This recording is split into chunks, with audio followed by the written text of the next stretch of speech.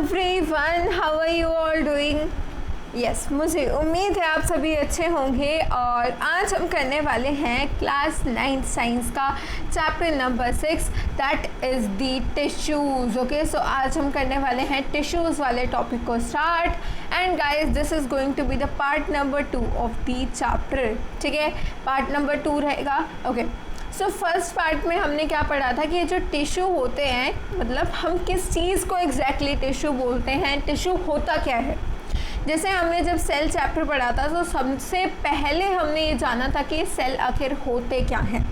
ठीक है, उसके बाद पहले हमने डेफिनेशन पढ़ी थी टिश्यू की। उसके बाद हम चले थे एक मेन टेबल पे, एक पॉइंट्स पे, मतलब टेबल क्या थी वो हमें खुद ही बनानी थी टेबल। तो यहाँ पे कुछ पॉइंट्स हमारे लिस्ट अप कर रखे हैं कि क्या प्लांट्स और एनिमल्स के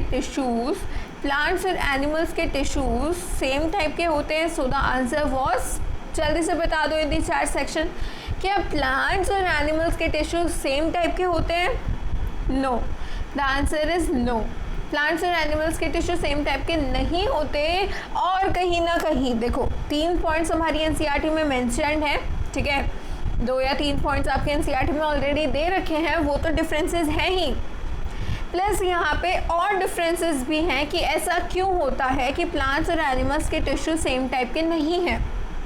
क्यों होता है? क्योंकि वहाँ अब देखो किसी भी चीज़ की अगर मैं बात कर रही हूँ, लेट सपोज हम किसी 2 सब्सटेंसेस को कंपेयर कर रहे हैं और वो वैसे तो सेम है, लेकिन जैसे होता है ना कि कंपनी अलग है ना, सो वहाँ पे जो कॉन्स्टिट्यूएंट पार्टिकल्स यूज़ किए गए हैं वो डिफरेंट हो जाते हैं। सो ओवरऑल जो स्ट्रक्चर होना होता है उस पर्टिकुलर सब्सटेंस का वो डिफ़र करता है। समझ पा रहे हो आप सभी बात को? सो लेट्स सपोज एक सब्सटेंस ए है, एक सब्सटेंस बी है। ठीक है, ओके, लेट्स सपोज एक पेन ए है, एक पेन बी है। सो ये दोनों है तो पेन ही, लेकिन ये अलग अलग है। हम कहते हैं कि भाई ये वाला पेन मुझे ज़्यादा अच्छा लगता है as compare to this pen, या फिर जेल पेन ज़्यादा अच्छा लगता है as compare to ball pen, और वाइस वर्सा। ठीक है, सो मेन डिफरेंस क्या है तो वो पेन ही। कॉन्स्टिट्यूएंट जो उनका यूज़ किया गया है, उनका material, that is the main difference जो कि लाई करता है वहाँ पे। ठीक है, सो इसी तरीके से अगर हम प्लांट्स और एनिमल्स की बात करें, सो दोनों में सेम टाइप के सेल्स जो हैं बिल्कुल भी यूज़ नहीं होते। ऑलरेडी सेल वाले चैप्टर में हमने डिस्कस किया था कि अलग अलग जो है टाइप ऑफ सेल्स होते हैं प्लांट्स और एनिमल्स में, डिफरेंसेस होते हैं इन देयर सेल ऑर्गेनेलीज, जो कि मैंने आपको लास्ट क्लास में भी फिर से डिस्कस कराया था। ठीक है, उसके बाद हमने apical meristematic tissue, intercalary meristematic tissue, और हमने बात करी थी लेटरल मेरिस्टेमेटिक टिश्यू की। इन सभी टाइप के मेरिस्टेमेटिक टिश्यू की बात करी थी।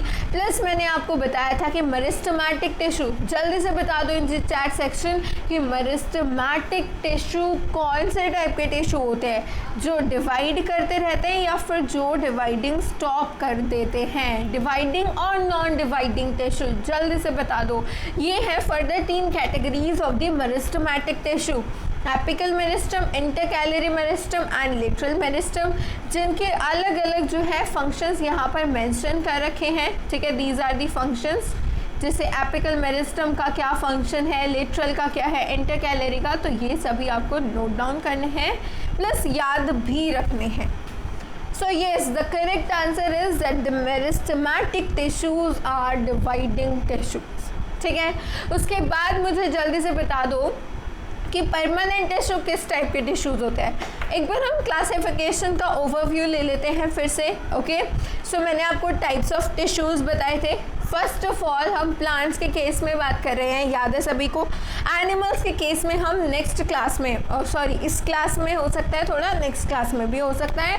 सो एनिमल्स के केस में हम बात करेंगे बाद में। प्लांट्स के केस में हमने पहले ऑलरेडी बात करनी स्टार्ट कर दी थी। ठीक है, सो एक होता है परमानेंट टिश्यू, एक होता है मेरिस्टेमेटिक टिश्यू। मेरिस्टेमेटिक टिश्यू जैसा कि आप सभी ने बताया, they are the dividing tissues, जो डिवाइड करते हैं। ओके, और अगर हम यहीं पर परमानेंट टिश्यूज़ की बात करें, सो ये परमानेंट टिश्यूज़ कैसे होते हैं, ये डिवाइड नहीं करते। ठीक है, ये टिश्यूज़ डिवाइड नहीं करते। ओके, अब ये कहाँ से ओरिजिनेट हुए? अब ये बात तो सीधी सी है कि भाई एक सेल है जो ठीक है।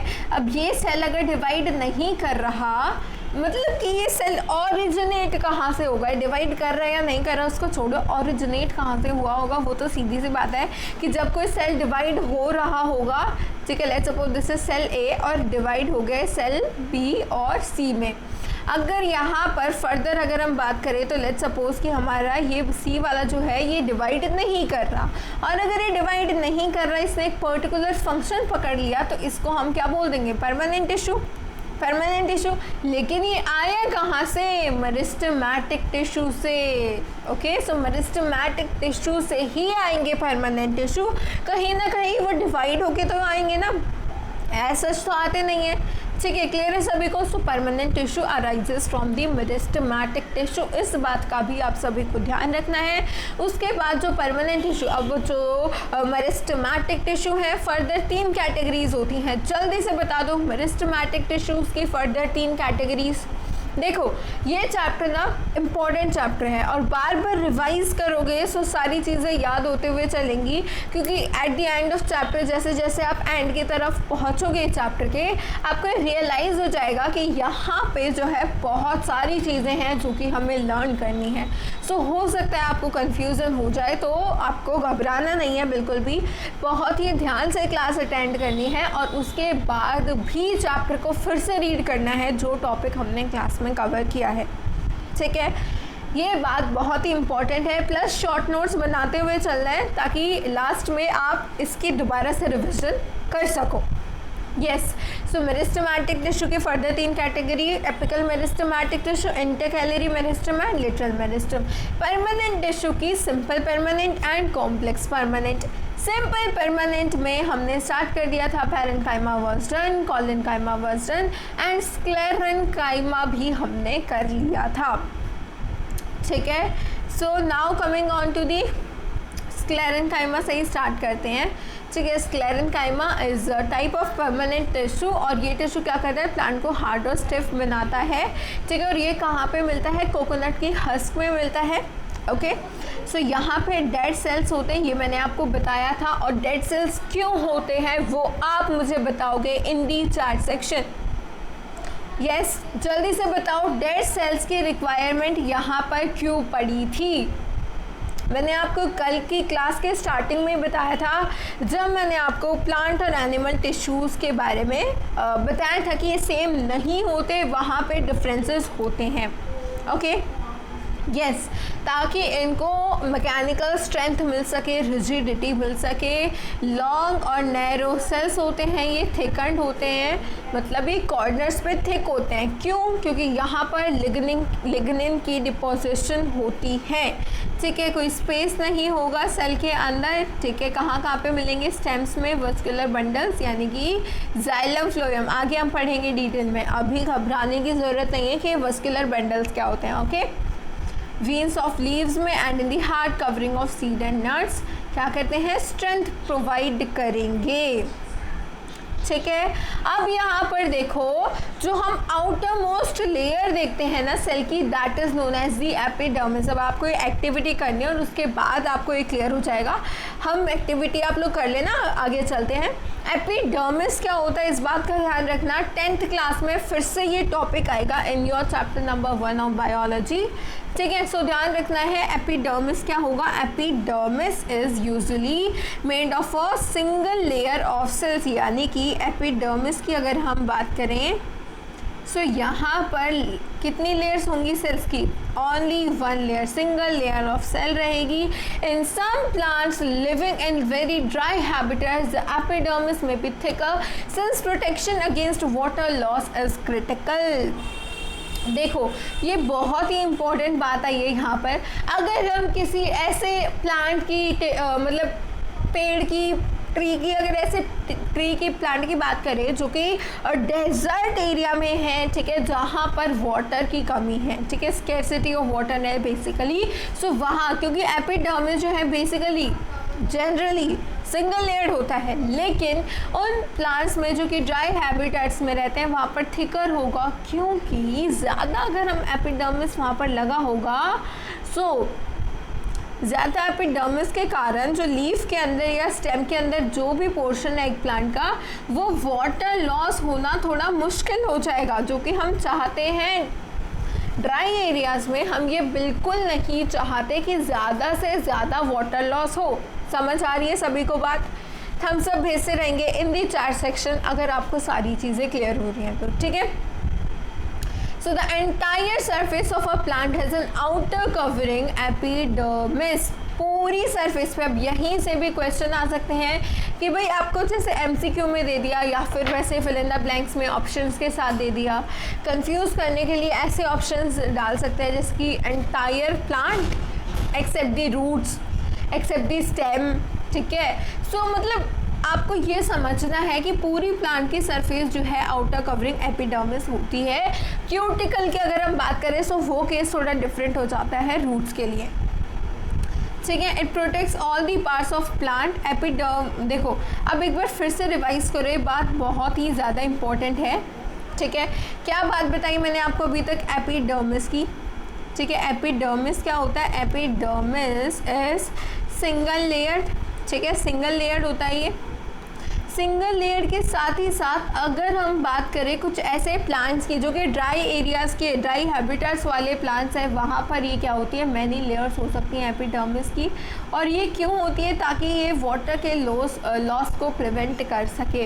क्लियर है सभी को ये बात? और प्लांट की पूरी सरफेस पे क्या होती है? एपिडर्मिस की आउटर कवरिंग होती है, ठीक है। और यूजुअली का भी ध्यान रखना, यूजुअली ये कैसे रहेंगे? सिंगल लेयर्ड ये होते हैं, ठीक है। Usually they are single layered, okay. Epidermal cells on the aerial portion. अब देखो एरियल का क्या मतलब है यहाँ पे? एरियल का मतलब है, लेट्स सपोज अगर हम बात कर रहे हैं, ठीक है, अगर हम बात करें एक प्लांट की, सो प्लांट में भी क्या है? पार्ट्स होते हैं। एक हो गया एरियल पार्ट और एक क्या हो गया हमारा? एरियल पार्ट के साथ साथ क्या हो गया हमारा? एक होता है अंडरग्राउंड पार्ट, ओके। सो देखो ये है मान लो हमारी सॉइल, और सॉइल के बाद यहाँ पर है लेट्स सपोज रूट्स, ठीक है। ये क्या है? रूट्स, ठीक है। Let's suppose these to be roots, इस तरीके से रूट्स हैं। और ऊपर है हमारा स्टेम वाला पोर्शन, ठीक है। This is your stem, okay, just a second, this is your stem. और यहीं पर क्या है? हमारी लीव्स भी प्रेजेंट हैं, ठीक है। Let's suppose this to be a structure of a plant, ठीक है। अब यहाँ पर देखो, यहाँ समझने वाली बात क्या है? ड्राइंग पे नहीं जाना है, समझने पे जाना है। समझने वाली बात ये है कि यहाँ अब पहले तो मुझे बताओ, लास्ट क्लास में मैंने आपको बताया था कि नोड क्या होता है, याद है ना सभी को? नोड क्या होता है? नोड वो वाला पोर्शन एक स्टेम का जहाँ से लीफ अटैच्ड है। यहीं पर अगर हम बात करें तो कौन सा पोर्शन होगा? Node. See guys, this is the node, जहाँ से लीफ स्टार्ट हो रही है, पॉइंट जो कि लीफ का अटैचमेंट वाला पॉइंट है, दिस इज़ दी नोड, ठीक है। ये तो रिवाइज हो गया। अब यहाँ पर देखो ये जो पोर्शन है, हमने ग्राउंड लेवल इसको माना था ना, सो ग्राउंड से नीचे वाला जो पोर्शन है this is the underground portion. ये क्या हो गया? ग्राउंड वाला पोर्शन हो गया। और यहीं पर हम इस वाले पोर्शन की बात करें, ये जो पूरा एरिया है, ये जो कि एयर के कांटेक्ट में आ रहा है, this is known as the aerial portion.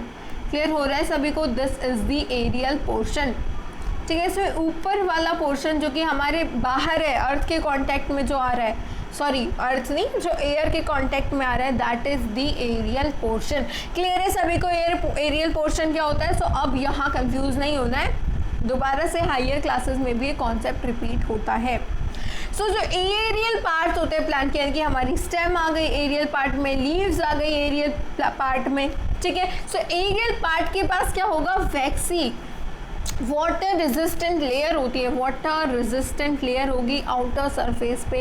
This aids in protection against loss of water, mechanical injury and invasion of parasitic fungi. Very important. अब बात ध्यान से समझो, ये जितनी भी हमने यहाँ पर ड्राइंग करी है, ठीक है, जितनी भी हमने यहाँ पर ड्राइंग करी है वो आपको ये बात समझाने के लिए करी है कि एरियल पोर्शन क्या होता है, ठीक है।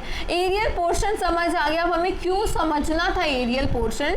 हमें एरियल पोर्शन का पता होना चाहिए ताकि हमें ये पता हो कि जो लीव्स हैं, ठीक है। एरियल पोर्शन में क्या क्या आएगा, लीव्स और स्टेम आएंगी, ठीक है। सो जो लीव्स और स्टेम होती हैं वो क्या, वहाँ पे क्या होती है, एक वैक्सी कवरिंग होगी बाहर की तरफ, उनकी कवरिंग होगी वैक्सी, जो कि प्रोटेक्ट करेगी उनको, मैकेनिकल स्ट्रेंथ से प्रोटेक्ट करेगी, ताकि ज़्यादा से ज़्यादा वाटर लॉस ना हो, मतलब कि कम से कम वाटर लॉस हो और बाहर से पैरासाइटिक फंजाई आके इन्वेड ना कर सके। इन सभी चीज़ों के लिए वहाँ पर क्या होती है, वैक्सी कवरिंग होती है। क्लियर है सभी को? Now it has a protective role to play. Cells of epidermal tissue forms a continuous layer without intercellular spaces. This is also important. अब ये क्या होगा, कैरेक्टरिस्टिक पॉइंट्स कि किस तरीके से वो सेल्स अरेंज्ड होते हैं, कौन से पोर्शन में होते हैं, वो क्लियर हो गया। फंक्शन क्या होता है वो क्लियर हो गया। अब किस तरीके से उनकी अरेंजमेंट क्या होती है वो समझो, और एपिडर्मिस क्या होता है वो तो पहले ही देख लिया था। क्लियर हो रहे हैं पॉइंट्स? सो यहाँ पर बिना किसी इंटरसेलुलर लास्ट क्लास में बताया था, ये सेल ए है, ये सेल बी है, ठीक है। अब इन दो के बीच में अगर स्पेस है तो यहाँ पर इंटरसेलुलर स्पेसेस प्रेजेंट हैं। अगर दूसरी कंडीशन में अगर हम बात करें कि भाई ये सेल ए है, ये सेल बी है और बिल्कुल भी स्पेस प्रेजेंट नहीं है, ठीक है, यहीं पे सी डी वगैरह भी आ गए, सो स्पेस नहीं है, तो this is no intercellular spaces, ठीक है। Most epidermal cells are relatively flat, often their outer and side walls are thicker than the inner wall. So इस बात का भी आपको जो है ध्यान रखना है कि रिलेटिवली वो फ्लैट होंगे इस तरीके से, ठीक है, और उनकी साइड वाली जो वॉल होगी, ओके, आउटर और जो साइड वॉल होगी वो थिक होगी as compare to the their inner wall. सभी को यहाँ तक क्लियर है? सो जल्दी से 4 सेक्शन में थम्स अप भेजेंगे, उसके बाद मैं आपसे क्वेश्चन पूछने वाली हूँ, ठीक है। जल्दी से अगर कोई डाउट है तो आप पूछ सकते हो, देन मैं आपको चैट्स में रिप्लाई दे दूँगी। अभी के लिए क्वेश्चन है आपका एपिडर्मिस की लेयर्स। अगर हम बात करें किसी ड्राई रीजन की, ठीक है, अगर हम बात करें किसी ड्राई रीजन की, तो वहाँ पर एपिडर्मिस की लेयर एक होगी या फिर एक से ज़्यादा होगी। सो ये आपको जस्ट ये बताना है, ए के लिए ऑप्शन 1 ए एंड दूसरी यानी कि जो मोर देन 1 लेयर है वहाँ के लिए ऑप्शन बी। सो ए या फिर बी कौन सा ऑप्शन करेक्ट है अगर हम एक ड्राई रीजन की बात करें? So yes, the B option is the correct answer, more than 1 layer होगी। क्यों? अब ये मुझे बिकॉज वाला रीज़न भी बता दो, रीज़न भी बता दो इस क्वेश्चन में जो आपने आंसर दिया है उसका, ठीक है। रीज़न क्या रहेगा कि वहाँ पर जो है ज़्यादा लेयर्स चाहिए ताकि वाटर लॉस कम से कम हो। अब यहाँ पर बात करेंगे हम एपिडर्मिस पे जो स्ट्रक्चर्स होते हैं, ठीक है, लीफ के एपिडर्मिस के जो स्ट्रक्चर होते हैं, वो जो पोर्स होते हैं ना, देखो इस तरीके के गार्ड सेल्स होते हैं, आपने देखे होंगे, ठीक है, इनको हम बोलते हैं गार्ड सेल्स, ठीक है। बेसिकली हम किस चीज़ की बात कर रहे हैं यहाँ पे, स्टोमेटा की बात कर रहे हैं, जो आपने पहले भी लोअर क्लासेस में भी पढ़ा होगा। इन पोर्स को हम स्टोमेटा कहते हैं। They are enclosed by 2 kidney shaped cells called guard cells. These are your guard cells and these are kidney shaped, ठीक है। They are necessary for exchange of gases with the atmosphere. अब ये बात भी important है, atmosphere के साथ gases exchange करने के लिए स्टोमेटाज इंपॉर्टेंट होते हैं। फोटोसिंथेसिस रिएक्शन में स्टोमेटा क्या करेंगे, एक्सचेंज ऑफ गैसेस करेंगे, यानी कि स्टोमेटा के थ्रू, देखो ये जो गार्ड सेल्स हैं, अब ये जो ओपनिंग क्रिएट कर रहे हैं, this is known as the stomata, ठीक है। यही स्टोमेटा की ओपनिंग को रेगुलेट करते हैं। और यहीं पर अगर हम बात करें तो स्टोमेटा क्या करेगा, गैसियस एक्सचेंज करेगा, ठीक है। फोटोसिंथेसिस में क्या होता है, O2 आउट एंड CO2 इन, ठीक है। लेकिन ट्रांसपिरेशन का काम भी स्टोमेटा ही करता है। Transpiration is loss of water in the form of water vapour, जो कि एक डेफिनेशन है जो कि आपको याद रखनी है, ये भी स्टोमेटा के थ्रू ही होता है। ओके, सो इस क्वेश्चन का आंसर आप लोग मुझे देंगे। अभी अभी मैंने आपको बताया भी है which gas is required for photosynthesis and find out the role of transpiration in plants. तो ये क्वेश्चन तो आपका होमवर्क क्वेश्चन रहेगा, ठीक है। ये क्वेश्चन क्या रहेगा आपका होमवर्क क्वेश्चन, और इस क्वेश्चन का आंसर मुझे अभी जल्दी से बता दो in the chat section. Yes, जल्दी से बता दो in the chat section, which gas is required for photosynthesis. Now coming on to the epidermal cells of roots. अब रूट्स वाले एपिडर्मल सेल्स की बात करें तो देखो पोजीशन अलग है, मैंने बताया था ग्राउंड से नीचे वाला पोर्शन होता है ना रूट, अंडरग्राउंड पोर्शन, और एक हो गया एरियल पोर्शन। सो इनकी पोजीशन डिफरेंट है तो इनके फंक्शंस भी डिफरेंट होंगे। सो यहाँ का जो एपिडर्मल सेल्स है उसका काम है वाटर की एब्जॉर्प्शन करना। Commonly they bear long hair like parts that greatly increase the total absorptive surface area and these are known as the root hairs, जो कि यहाँ पे गिवन नहीं है, आपको याद भी रखने की ज़रूरत नहीं है। बेसिकली क्या होता है ना, रूट से हेयर लाइक स्ट्रक्चर्स रिलीज होते हैं, they are known as the root hairs. क्या काम होता है उनका काम होता है वाटर एब्जॉर्प्शन का, और ज़्यादा से ज़्यादा इसीलिए होते हैं ताकि वो टोटल सरफेस एरिया को इंक्रीज कर सकें। ठीक है, now which gas is required for photosynthesis, so the answer is carbon dioxide, and oxygen का क्या होता है, रिमूवल होता है। कार्बन डाइऑक्साइड का इनटेक होता है in case of plants. Photosynthesis animals में होती है या नहीं होती, जल्दी से बता दो। फोटोसिंथेसिस प्रोसेस एनिमल्स में होता है या नहीं होता? ओके, नहीं होता। क्लियर है अब सभी को यहाँ तक? नाउ अगर हम डेजर्ट प्लांट्स की बात करें तो अगेन एपिडर्मिस के पास एक थिक वैक्सी कोटिंग होगी, that is known as the cutin. Cutin क्या है, बहुत सारे बच्चों के दिमाग में डाउट आता है। So this is basically a chemical substance with water proof quality. कई सारी चीज़ें हम लेट्स सपोज हम वॉच की बात करें तो वॉच में क्या होता है, कई बार वाटर प्रूफ वॉच होती है ना, बहुत सारी वॉचेस वाटर प्रूफ होती हैं, वाटर रेजिस्टेंट होती हैं। सो उसी तरीके से डेजर्ट प्लांट्स की अगर हम बात करें तो वहाँ पे वाटर की अवेलेबिलिटी बहुत कम है। डेजर्ट एरिया में वाटर की अवेलेबिलिटी काफ़ी कम होती है। सो उनके जो एपिडर्मिस होता है उसके ऊपर एक थिक सी वैक्सी कोटिंग होगी, that is known as the cutin. Cutin क्या है, केमिकल सब्सटेंस है, ठीक है, उनकी आउटर सरफेस पे प्रेजेंट होगी। और रीज़न क्या है, जल्दी से चैट सेक्शन में बता दो, I am waiting for your answers. Reason क्या है इतनी थिक लेयर प्रेजेंट होने का एपिडर्मिस के ऊपर? ओके, सो तब तक हम आगे चलते हैं। Okay, so now the question is the outer layer of a branch of a tree different from the outer layer of young stem? ये क्वेश्चन है। अब चलिए देखते हैं क्या होगा। As plants grow older, the outer protective tissue undergoes certain changes. A strip of secondary meristem located in the cortex forms layers of cells which constitute the cork. अब देखो, अब जैसे ही प्लांट्स ओल्डर यानी कि जैसे ही प्लांट्स की as increase होती जाती है, सो उनके जो आउटर प्रोटेक्टिव टिश्यू लेयर है उनका भी जो है मेच्योरमेंट हम कह सकते हैं, मेच्योर होते जाते हैं, बेसिकली चेंज होते जाते हैं। सेकेंडरी मेरिस्टम की एक स्ट्रिप लोकेटेड होती है कॉर्टेक्स रीजन में, जो कि सेल्स बनाएगी कॉर्क के। क्लियर है?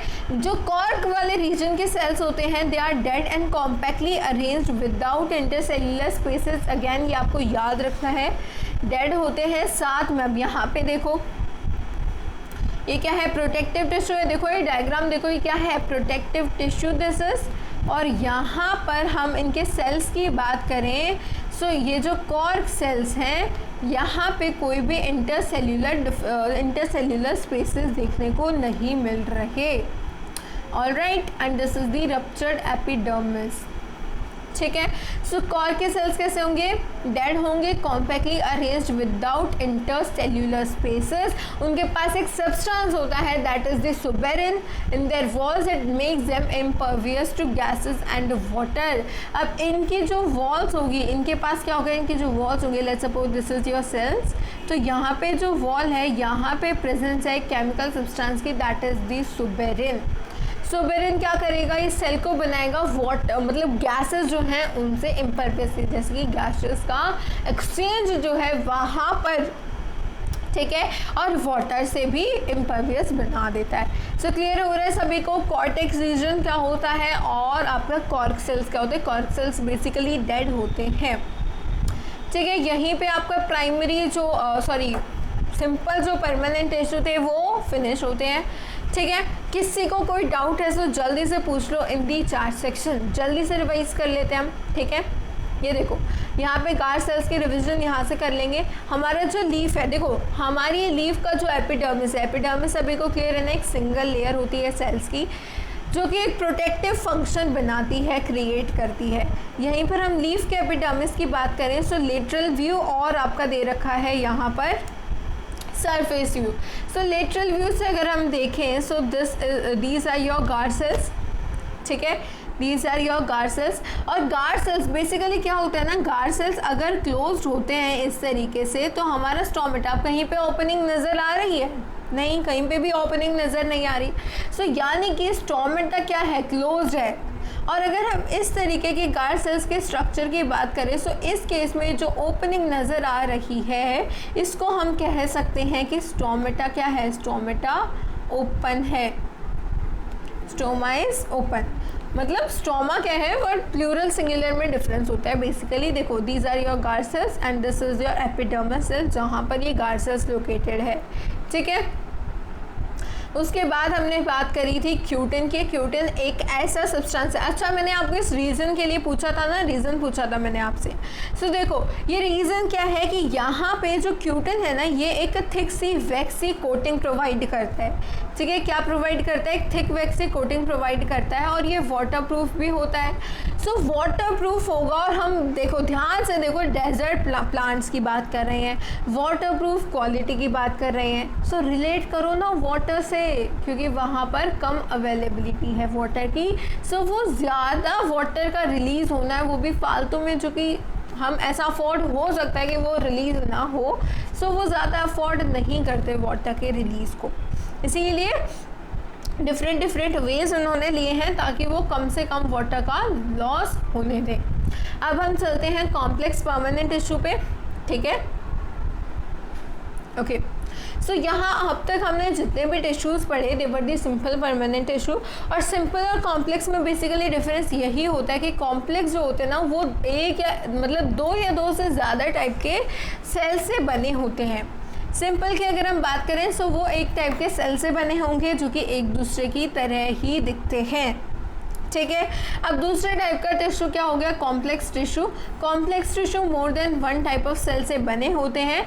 All the cells coordinate to perform a common function, ठीक है। अब टिश्यू की बात हुई है तो टिश्यू का मतलब क्या है कि सेल्स का जो ग्रुप है वो ग्रुप मिलके एक कॉमन फंक्शन करेगा, लेकिन यहाँ पर जो है वो ग्रुप अलग अलग टाइप के सेल्स का है।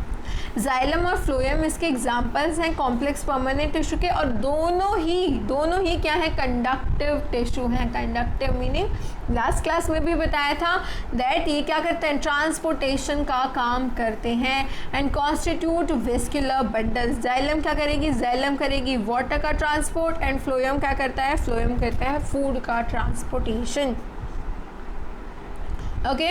सो ये जो है स्ट्रक्चर्स ये जाइलम के ही पार्ट्स हैं, ट्रैकीड, वेसल, जाइलम, पैरेन्काइमा, सब हम बाद में देखेंगे, ठीक है। पहले हम रीडिंग कर लेते हैं। सो जाइलम क्या है, वाटर कंडक्टिंग टिश्यू है। फ्लोएम क्या है, फूड कंडक्टिंग टिश्यू है, ठीक है, ओके। अब ये बहुत इंपॉर्टेंट बात है कि ये जो हमारे जो टिश्यूज़ है ना कॉम्प्लेक्स परमानेंट टिश्यू, ये इतने इम्पॉर्टेंट है प्लांट्स के लिए। यही वो टिश्यूज़ है जिन्होंने प्लांट्स का सर्वाइवल टेरेस्ट्रियल इन्वायरमेंट में, यानी कि हमारे लैंड एरिया पे प्लांट्स का सर्वाइवल ऐसा एक फीचर बनवा दिया, ठीक है। पहले प्लांट्स जो हैं वो लैंड पे नहीं सर्वाइव कर सकते थे, क्यों? क्योंकि वहाँ पे उनके जो वाटर रिक्वायरमेंट्स होती थी वो फुलफिल नहीं हो पाती थी, ठीक है।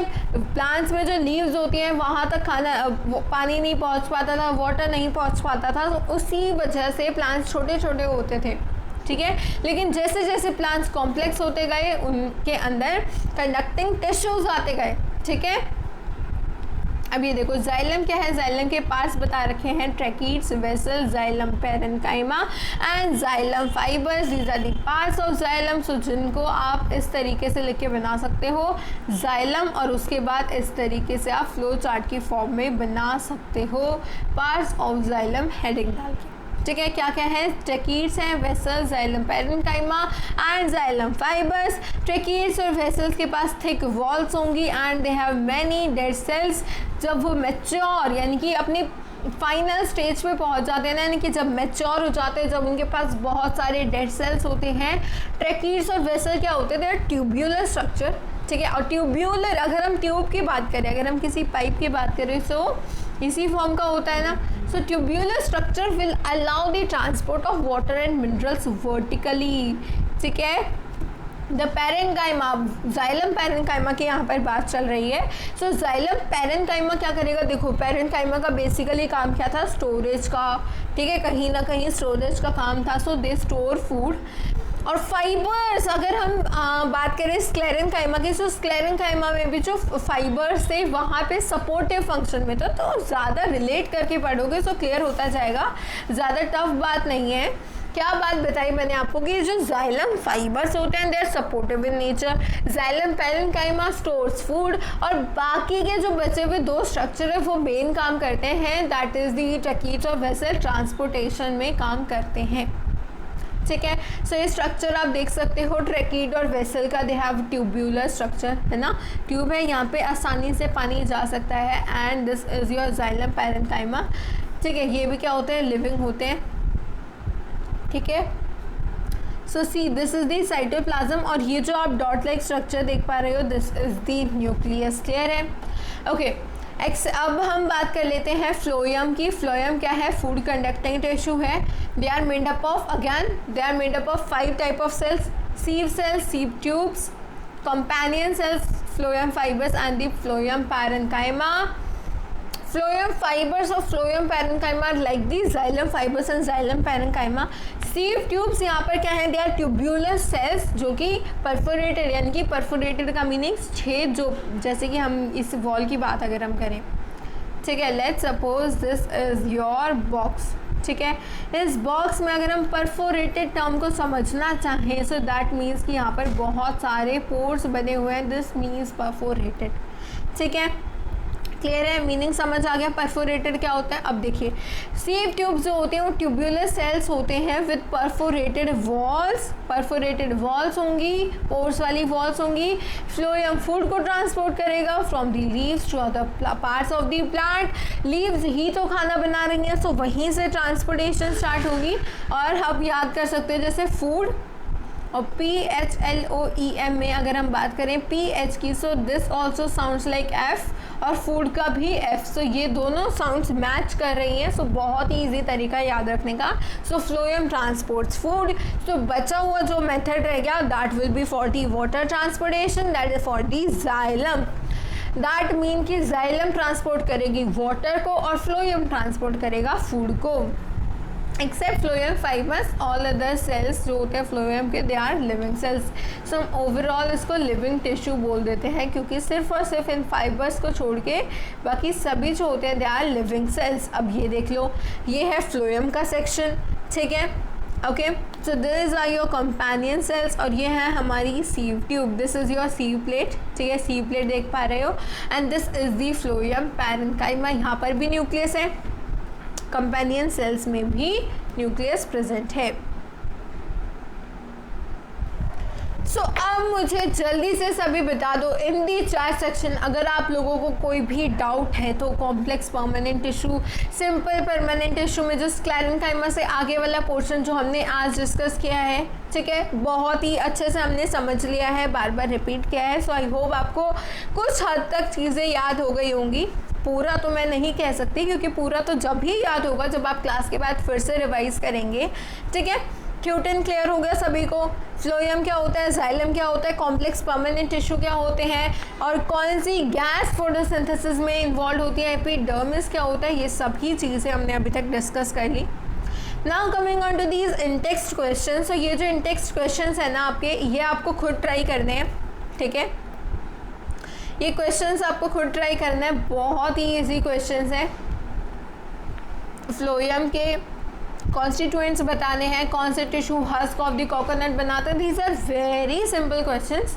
किसी और वीडियो में हम डिस्कस करेंगे. अभी के लिए स्टार्ट करते हैं एनिमल टिश्यूज़ का टॉपिक. ठीक है, अब देखो ये बहुत ही इंटरेस्टिंग होने वाला है, क्योंकि हम जब चीज़ें अपने बारे में पढ़ते हैं तो वो हमें ज़्यादा इंटरेस्टिंग लगती हैं. राइट, प्लांट्स के बारे में हमने पूरा समझ लिया, simple permanent tissue, simple meristematic और परमानेंट. मेरिस्टेमेटिक में एपिकल, इंटरकैलरी, लेटरल. परमानेंट में सिंपल, कॉम्प्लेक्स. सिंपल में पैरेन्काइमा, कॉलिन्काइमा एंड स्क्लेरेन्काइमा, और कॉम्प्लेक्स में xylem and the phloem. Now coming on to the animal tissues. So देखिए जब हम ब्रीदिंग करते हैं, ठीक है, ब्रीदिंग जब हम प्रोसेस ब्रीदिंग वाला होता है, सो जब क्या होगी, ब्रीदिंग करके देखो, ओके, क्या हुई, मूवमेंट ऑफ चेस्ट हुई।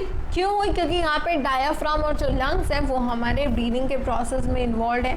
सो when we breathe we can actually feel the movement of our chest. How do these body parts move, so the question is कि ये मूवमेंट जो है ये मूवमेंट कैसे हुई, ये मूवमेंट कैसे हुई, this is the question. For this we have specialised cells called the muscle cells. अब कहीं ना कहीं हमें इतना तो पता है कि भाई मूवमेंट हुई है तो कहीं ना कहीं मसल्स की रिक्वायरमेंट मसल्स की मदद से हुई है। अब जो मसल्स वो कॉन्ट्रैक्ट हुई, रिलैक्स हुई, ये मसल्स उनसे ही क्या हुआ, हमारी फाइनली मूवमेंट अकर हुई। मसल्स की कॉन्ट्रैक्शन और मसल्स के रिलैक्सेशन क्या करेगी, मूवमेंट करेगी। क्लियर है सभी को, तो बहुत ही ईजी चीज़ थी। ये देखिए ये हमारा क्या है, स्टमक है। अब स्टमक का अगर हम अंदर से सेक्शन लेके देखें तो स्टमक के पास क्या है, स्टमक की लेयर होती है, ठीक है, मस्कुलर लेयर। अब यहाँ पर इस वाली लेयर को आप ध्यान से देखोगे जब, सो यहाँ के जो मसल्स वाली लेयर है वो इस तरीके की दिखती है, और ये जो मसल्स वाली लेयर है, ठीक है, आगे जब हम डायग्राम देखेंगे, ठीक है, ये कुछ इस तरीके से होती है, यानी कि they are tapering at the ends, ठीक है, they are tapering at the ends. यहाँ पर देख पा रहे होगे आप, थिकनेस कम हो जाती है और इनके पास ऑफ कोर्स एक न्यूक्लियस भी प्रेजेंट होता है, ठीक है। सो ये मसल्स क्या है, स्मूथ मसल फाइबर, यानी कि they are involuntary, they are involuntary. Involuntary means जो कि हमारे खुद के कंट्रोल में नहीं है। देखिए ये रहा डायग्राम स्मूथ मसल्स का, they are tapering at the ends, they have nucleus. और ये कैसी मसल्स होते हैं, दे आर इनवॉलंटरी मसल्स, ठीक है। क्लियर हो गया सभी को, ओके। ब्रीदिंग के दौरान क्या करते हैं हम, ऑक्सीजन को इनहेल करेंगे। अब ये ऑक्सीजन कहाँ पे जाती है, ये ऑक्सीजन हमारे लंग्स एब्जॉर्ब कर लेते हैं और लंग्स के बाद हमारे ब्लड के थ्रू सभी बॉडी सेल्स के पास चली जाएगी, ठीक है। अब ये जो सेल्स हैं हमारी बॉडी के, अब उनको ऑक्सीजन क्यों चाहिए, तो क्वेश्चन इज दिस कि भाई ठीक है हमने ऑक्सीजन इनहेल करी, अब ऑक्सीजन का क्या हुआ, लंग्स ने एब्जॉर्ब कर ली, लंग्स ने क्या किया, ब्लड के थ्रू बॉडी पार्ट्स को दे दी। अब उनको क्यों चाहिए ऑक्सीजन, देखो माइटोकॉन्ड्रिया क्या करेगा, ऑक्सीजन की हेल्प से एनर्जी की प्रोडक्शन करता है, और एनर्जी तो आप सभी को पता है भाई बहुत इंपॉर्टेंट है, अब वो चीज़ तो बताने की ज़रूरत नहीं है कि एनर्जी की रिक्वायरमेंट क्यों होती है, ठीक है, this is very important. So mitochondria oxygen का यूज़ करके उसको एनर्जी के फॉर्म में कन्वर्ट कर देगा। Blood flows and carries various substances from one part of the body to the other. For example अगर हम बात करें ब्लड की, तो ऑक्सीजन को कैरी करता है, फूड को कैरी करेगा हर एक सेल तक, और सो जो सेल से जो वेस्ट निकल रहे हैं उनको भी, जैसे कि कार्बन डाइऑक्साइड हो गया, सो ये भी क्या एक वेस्ट है, टॉक्सिक वेस्ट है, अब वो भी बॉडी के पार्ट्स तक, किडनी तक, लिवर तक लेकर जाएगा ब्लड, काफ़ी काम है ब्लड के भी। ब्लड और मसल ये दोनों ही एग्जाम्पल हैं उन टिश्यूज़ का जो कि हमारी बॉडी में मिलते हैं। On the basis of the function they perform, हमने उनको जो है टाइप्स में डिवाइड कर दिया एनिमल टिश्यूज़ को, और ये 4 टाइप्स हैं, 4 कैटेगरी हैं जो कि आपको याद रखनी है, और यही 4 कैटेगरीज है जिससे हर एक एनिमल हमारा बना हुआ है। पहली एपिथेलियल टिश्यू, फंक्शन क्या है, लाइनिंग का। Connective tissue, linkage and support, linkage and support. Muscular tissue, movement, contraction and relaxation. Nervous tissue सभी को पता है, ट्रांसपोर्ट ऑफ इम्पल्स, मैसेज जो जनरेट करती है। और यहीं पर ब्लड की अगर हम बात करें, so that's a kind of connective tissue, क्योंकि हम यहाँ पर ब्लड की बात कर रहे थे अभी तक, सो वो क्या है, एक तरह का कनेक्टिव टिश्यू है। और मसल्स की अगर हम बात करें, so that is a kind of muscular tissue. Clear हो रहा है सभी को, यस, यशिका, दिशा, मानसी, ओके, जल्दी से बता दो, क्लियर हो रहा है सभी को। बहुत ही ईजी चीज़ें देखी हमने अभी तक, तो ये चीज़ तो आप रिलेट भी कर पाए होंगे, ब्लड क्या करता है, मसल्स क्या करती हैं, ऑक्सीजन जो हम इनहेल करते हैं उसका क्या होता है। क्लियर है। नाउ एपिथेलियल टिश्यू, जो कवरिंग होती है ना प्रोटेक्टिव टिश्यू, देखो कवरिंग और the protective tissue in the animal body are epithelial tissue, जो टिश्यूज़ प्रोटेक्ट कर रहे होते हैं basically they are the epithelial tissues. Epithelium बहुत सारे ऑर्गन्स को कवर करके रखती है, plus cavities within the body, यानी कि जो कैविटीज़ हैं, कैविटीज़ इन द सेंस जो खाली स्पेसेस बॉडी में प्रेजेंट है उनको भी कवर करती है, लाइनिंग की तरह काम करती है। It also forms a barrier to keep different body systems separate. The skin, the lining of the mouth, the lining of blood vessels, lung, alveoli and kidney tubules are all made up of epithelial tissue. अब ये क्या है आपको याद रखना है, और याद तो क्या ही रखना है, बहुत ही सिंपल चीज़ है। लाइनिंग याद रख ली ना कि ये लाइनिंग बनाती है, प्लस अब देखो लाइनिंग बना रही है, सो कोई एक ये ऑर्गन है, again let's suppose first organ, this is second organ, so इन दो ऑर्गन्स को सेपरेट करने वाली लाइनिंग भी एपिथेलियल टिश्यू ही बनाते हैं। अब लाइनिंग बना रही है तो देखो स्किन क्या है, पूरी लेयर है, स्किन ये जो हमारी है this is a layer, so the skin, mouth की लाइनिंग, ब्लड वेसल्स की लाइनिंग, एल्वियोलाई की, किडनी ट्यूब्यूल्स की, सभी की लाइनिंग एपिथेलियल टिश्यू से ही बनी है। ये टाइटली पैक्ड होते हैं, इनके पास एक कॉन्टिन्यूस शीट होती है, ज़्यादा स्पेस वगैरह नहीं होते, ठीक है। Small amount of cementing material present होता है इनके सेल्स के बीच में, ठीक है, और इंटरसेल्युलर स्पेसेस तो ना के बराबर होते हैं, ठीक है, no intercellular spaces and small amount of cementing material. Cementing materials means जो ये दो सेल्स हैं इनको एक साथ अडेयर करने के लिए, साथ में रखने के लिए कुछ amount of cementing material present होता है। ऑब्वियसली एनीथिंग एंटरिंग और living the body must cross at least one layer of epithelium. देखो यहाँ पे क्या बात करी है हमने कि भाई एपिथेलियम क्या बनाती है, लाइनिंग बनाती है। सो लाइनिंग जब हमारे बॉडी पार्ट्स की बना रही है, यानी कि अगर बॉडी में कोई भी चीज़ एंटर कर रही है, ठीक है, लेट्स सपोज ऑक्सीजन एंटर कर रही है हमारी बॉडी में, ठीक है, या फिर कार्बन डाइऑक्साइड रिलीज़ हो रही है, ठीक है, तो इन दोनों को ही एपिथेलियम की इस लेयर को क्रॉस करके जाना होगा, यानी कि कहीं ना कहीं एपिथेलियम के कांटेक्ट में ये चीज़ें आने वाली हैं। क्लियर हुआ? एपिथेलियम क्या होता है, लाइनिंग बनाएगी हर एक चीज़ की, सीमेंटिंग मटेरियल प्रेजेंट होता है, कुछ खास इंटरसेल्युलर प्रेजेंट नहीं होते यहाँ पे स्पेसेस, और यहाँ पे कुछ जो है कॉन्टिन्यूस शीट प्रेजेंट होगी, कुछ सीमेंटिंग मटेरियल प्रेजेंट होता है, ठीक है। यहाँ पे परमिएबिलिटी होती है जो सेल्स की, that cells of various epithelia play an important role in regulating the exchange of material between the body and the external environment। यहाँ पे बेसिकली क्या बात कहना चाह रहे हैं, देखो अगर हम बात करें लंग्स की, सो लंग्स में क्या चाहिए, लंग्स में क्या होना है, गैसेस एक्सचेंज होना है, सो एपिथेलियम की सिंगल लेयर अच्छी रहती है। कहीं पे थोड़ा प्रोटेक्टिव फंक्शन करना है, सो वहाँ पे डबल लेयर कर दो, ठीक है, और ज़्यादा तो ट्रिपल लेयर कर दो। सिक्रीशंस करनी है, ग्लैंड्स बना दें, कई सारे टाइप की चीज़ें होती हैं। क्लियर है सभी को?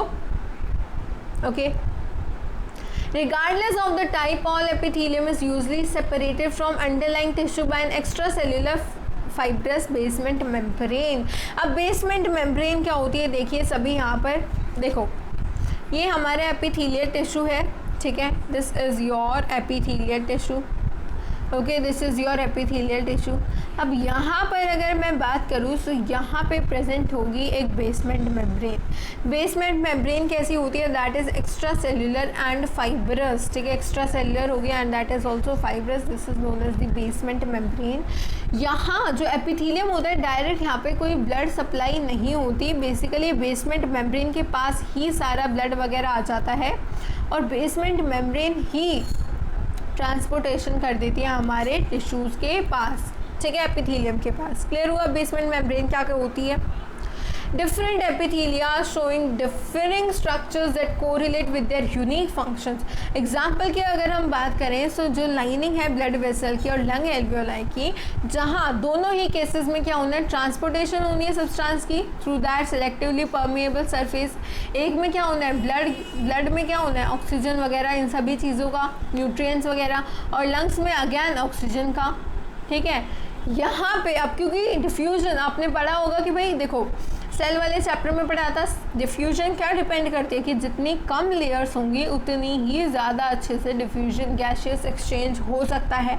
अब यहीं पर अगर मैं ज़्यादा लेयर्स कर दूँ, ठीक है, सो डिफ्यूजन होने में प्रॉब्लम आएगी, बहुत सिंपल सी बात है ये तो। डिफ्यूजन एक बार ये वाली लेयर क्रॉस करनी पड़ेगी और उसके बाद हमारी सेकेंड वाली लेयर क्रॉस करनी पड़ेगी। इससे तो बेहतर है अपनी एक ही लेयर हो और ताकि आसानी से काम हो जाए, ठीक है। सो ब्लड और हमारे लंग्स में क्या होती है, सिंगल लेयर होती है एपिथेलियल टिश्यू की। डिपेंड करता है कि रिक्वायरमेंट कैसी है, ठीक है। सो देखो this is called the simple squamous epithelium. ये है हमारी सिंपल स्क्वामस एपिथेलियम, ठीक है। ओके ओके नाउ सो देखो यहाँ पे अगर हम बात करें स्क्वामा का मीनिंग होता है scale of skin. Simple squamous epithelial cells are extremely thin and flat. अब वो तो आप यहाँ पे देख सकते हो डायग्राम में, extremely they are thin, flat होते हैं, डेलिकेट लाइनिंग बना देते हैं। ईसोफेगस और जो माउथ की लाइनिंग होती है वो भी स्क्वामस एपिथेलियल से ही कवर्ड होती है। अब ये आपको ध्यान रखना है कि स्क्वामस एपिथेलियम कहाँ पे प्रेजेंट होंगे, तो माउथ के और ईसोफेगस की लाइनिंग पे प्रेजेंट होते हैं। Skin which protects the body, ठीक है, वहाँ पे भी क्या है, is also made of squamous epithelium. Skin epithelial cells are arranged in many layers to prevent wear and tear. Since they are arranged in a pattern of layers, the epithelium is called stratified squamous epithelium. Type यही है squamous epithelium का, लेकिन क्योंकि बहुत सारी layers हो गए, मैंने आपको बताया था डिपेंडिंग है ना ये चीज़ रिक्वायरमेंट के अकॉर्डिंग, कैसी रिक्वायरमेंट है उस पर डिपेंड करती है। सो यहाँ पे एक जो सिंगल लेयर्स ऑफ सेल थी वो डबल ट्रिपल, अब यहाँ पे आप देख पा रहे हो ये जो सिंगल लेयर थी सेल्स की, अब वो बहुत ही ज़्यादा यहाँ पे सेल्स की लेयर्स बन चुकी हैं। क्यों, यहाँ पे प्रोटेक्टिव फंक्शन करना है ताकि वियर और टियर से बचाव हो सके, ठीक है। उसी को क्या बोल दिया हमने, सिंपली स्ट्रैटिफाइड नाम जोड़ दिया स्क्वामस के आगे। स्ट्रैटिफाइड मीन्स लेयर्स, ठीक है। फिर absorption and secretion occur as the inner lining of the intestine. Tall epithelial cells are present. Absorption और सिक्रेशन कराने के लिए लंबे लंबे एपिथेलियल सेल्स प्रेजेंट होते हैं। कॉलमनार का क्या मीनिंग है, दे आर पिलर लाइक, ठीक है। Epithelium facilitates movement across the epithelial barrier. Respiratory tract में अगर हम बात करें, so the columnar epithelial tissue also has cilia. Cilia क्या कर रहा है, let's suppose these are your columnar epithelial cells. So यहाँ पे जो सीलिया है वो मूवमेंट में या मतलब मूवमेंट में एड करेगा, आसानी होगी मूवमेंट में, ठीक है। इस तरीके से सीलिया क्या है, जैसे स्ट्रक्चर है, let's suppose these are your columnar cells, ठीक है। सो ये लेट्स सपोज ये है सीलिया। सो इस तरीके से मूवमेंट करेंगे, ठीक है, एक ही डायरेक्शन में इस तरीके से मूवमेंट शो करेंगे। और कोई भी चीज़ अगर ये दो सेल्स हैं तो इस तरीके से इनके सीलिया एक ही कोऑर्डिनेटेड वे में मूवमेंट शो करते हैं ताकि किसी भी चीज़ को ये मूव करा सकें, ठीक है। They can move and the movement pushes the mucus forward to clear it. Lungs वाले केस में हम बात कर रहे हैं। सीलिया है तो ciliated, columnar pillar like epithelium, ठीक है। क्यूबॉइडल एपिथेलियम की हम बात करें, सो अगेन नाम से पता लग रहा है क्यूब लाइक कहीं ना कहीं शेप होगी, इसीलिए नाम रखा है, ठीक है। क्यूब शेप्ड है, इनर लाइनिंग ऑफ हमारी किडनी ट्यूब्यूल्स की लाइनिंग में मिलेंगे, सलाइवरी ग्लैंड्स की लाइनिंग में, ये तो आपको याद ही करना पड़ेगा। मैकेनिकल सपोर्ट प्रोवाइड करते हैं, ठीक है। अब इनकी थोड़ी स्पेशलाइजेशन होगी, जैसा मैंने आपको बताया था ग्लैंड्स बना रहे होते हैं, तो क्या करेंगे, सब्सटेंसेस को सिक्रीट करेंगे अपनी सरफेस पे। Sometimes a portion of the epithelial tissue folds inward and a multi cellular gland is formed, this is known as a glandular epithelium.